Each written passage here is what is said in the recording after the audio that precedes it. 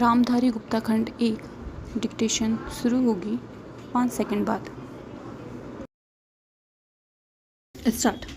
उपाध्यक्ष महोदय, तब उन लोगों को कुछ आशा हुई कि हम लोग भी उसी तरह चल सकते हैं जिस तरह से पहले चल रहे थे, लेकिन अभी हाल में जो चुनाव हुआ उससे देश के धनिकों के मन में बड़ा संदेह पैदा हुआ कि इस चुनाव के बाद उनकी स्थिति वैसी नहीं रहेगी जो अब तक चली आती रही है।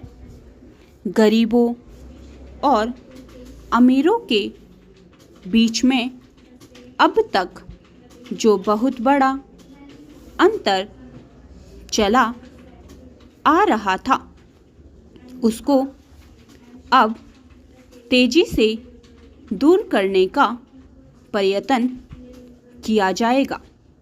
श्रीमान, मैं आपका बहुत ही आभारी हूँ जो आपने सदन में चालू वर्ष के बजट पर अपने विचार प्रकट करने का अवसर दिया है। मैं इस बजट का समर्थन करना चाहता हूँ।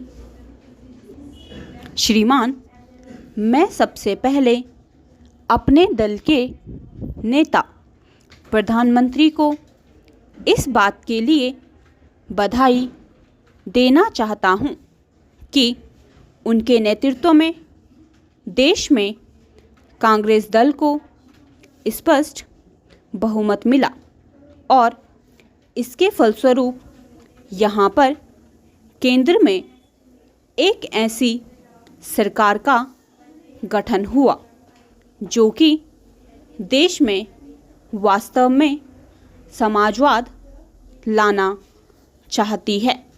मैं वित्त मंत्री जी को इस बात के लिए बधाई देना चाहता हूं कि लोकसभा के मध्यावधि चुनाव में जनता द्वारा कांग्रेस दल को जो आदेश दिया गया था उन्हें स्मरण है और वह तन मन धन से उसका पालन करना चाहते हैं। वह आदेश था देश में सामाजिक और आर्थिक विषमता दूर करने का, देश से गरीबी, बेकारी और बेरोजगारी को हटाने का और देश के जो पिछड़े हुए हिस्से हैं उनका पूरा विकास करने का।